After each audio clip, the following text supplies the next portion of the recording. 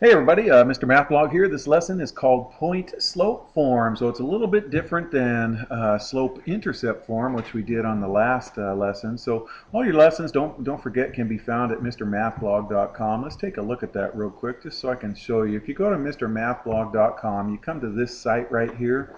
And your class is called Integrated Math 1, so that would be this little link right here. So if you click that link, it'll take us to that. And so here's the lesson that we did in the last lesson, slope-intercept form. So as soon as I get done, I'm going to enter that right here, point-slope form. So by the time you see this, you'll probably see some more lessons going down here. Also, you guys, I separate them in different colors for when we get to different chapters right here. This blue is chapter 1, this red is chapter 2, and so on. So I just like to separate the colors up. All right, let's get back to this lesson right here. This should go pretty fast, you guys, I think.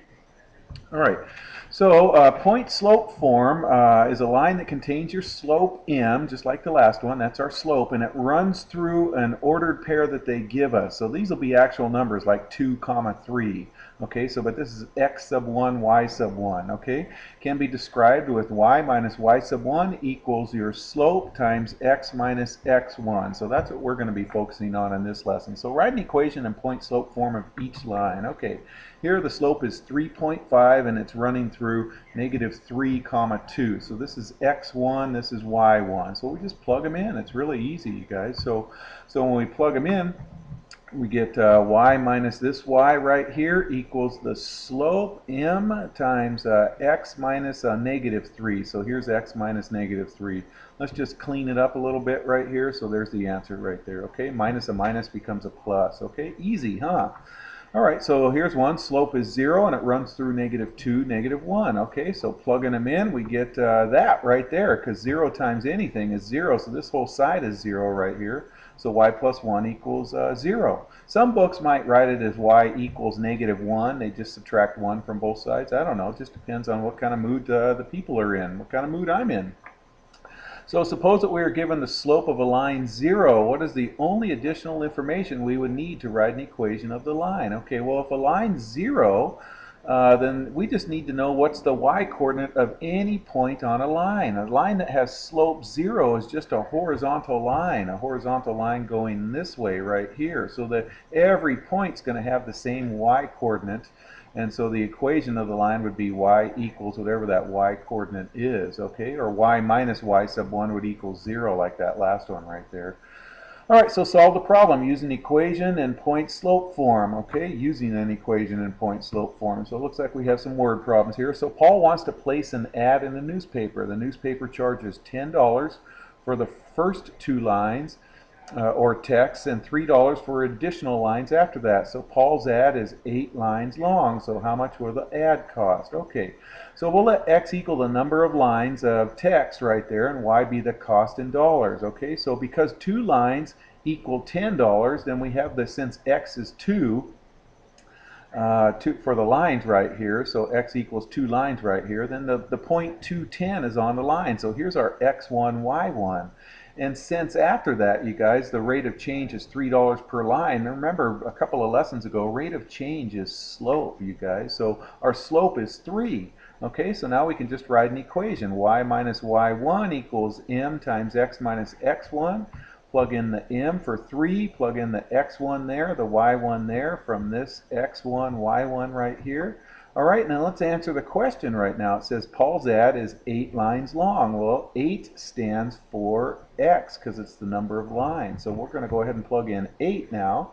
Substitute in 8 for x, so we're going to have 8 minus 2 instead of x minus 2. And 8 minus 2 is 6. 6 times 3 is 18, so we get y minus 10 equals 18, and you add 10 to both sides, so we get 28. Now let's answer the question right here. The question's asking how much will it cost. 8 lines will cost 28 bucks. All right, Paul would like to shop for the best price to place the ad. A different newspaper has a base cost of $15 for 3 lines and $2 for every line after that. So how much will an 8-line ad cost in this paper? Okay, well, like the last one, that $15 for 3 lines gives us, remember, x equals the number of lines right here. So this is 3 comma 15 right there, and this is our rate of change. So this is our slope. So let's go ahead and plug that into our equation, and then we'll plug in 8 for x. So when we plug that in, we get y equals 25 bucks. So the cost of 8 lines at this place is 25 bucks. So it's cheaper on the second one right here. Write an equation in point slope form for each line. Okay, so this time it's going through these ordered pairs right here. Do you remember slope formula? Y sub 2 minus y sub 1 equals x sub over x sub 2 minus x sub 1. So if this is x1 and y1 and this is x2 and y2, then it's this y minus this y over this x minus this x, and that's what this says right here. So 4 minus 1 is 3, 3 minus 2 is 1, so our slope is 3. So now we know y equals y minus y sub 1 equals, so we'll put a 3 right there. And then we can choose either point, 2 comma 1 or 3 comma 4. Typically I like to use the smaller ones because I don't like dealing with big numbers.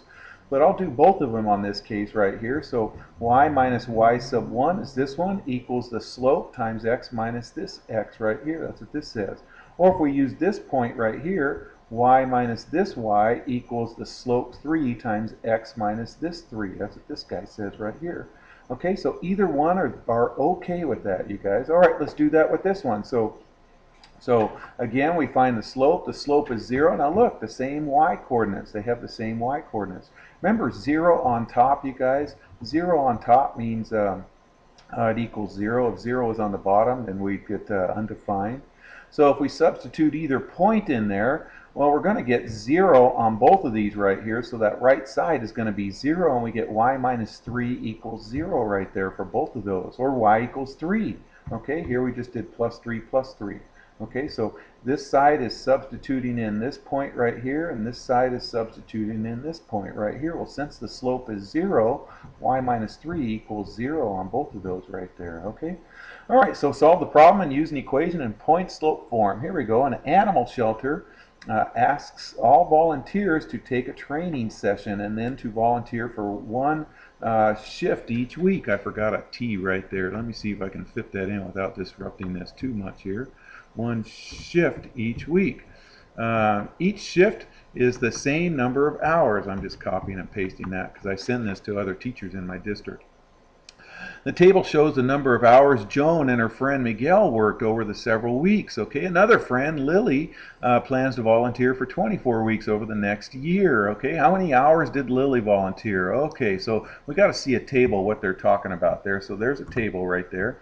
Okay, so look, so here's some ordered pairs. Joan worked 6 weeks for 15 hours, so 6 comma 15. Miguel works 10 weeks for 23 hours, 10 comma 23. So now we have two ordered pairs.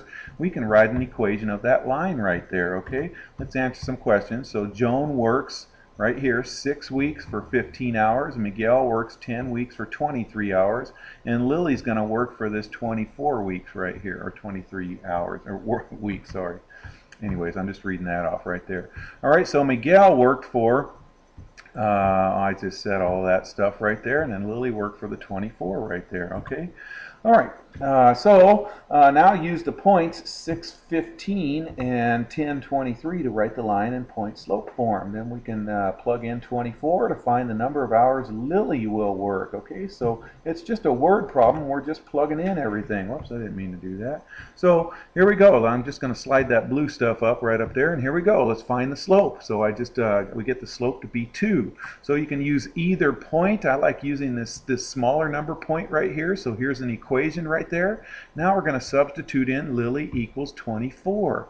Okay, so let's substitute that in, and when we crank it all out, we get 51. Well, what does 51 mean? Well, that means that Lily's going to work a total of 51 hours right there.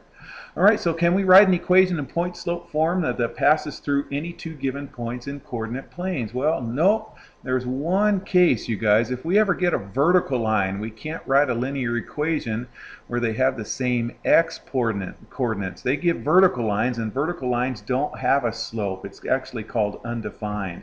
So a line that goes straight up and down is no slope. They're just x equals whatever the x coordinate is. So there is no point slope on that one there. All right, compare and contrast the slope intercept, which is y equals mx plus b of a linear equation in point-slope form, which is y minus y1 equals m times x minus x1. Well, both forms show us the slope. They both have slope involved. The point-slope form explicitly reveals any ordered pair of points on the line. And then slope-intercept form reveals all points on the line, but the only explicit point is at the y-intercept where it crosses that y-axis, 0, b.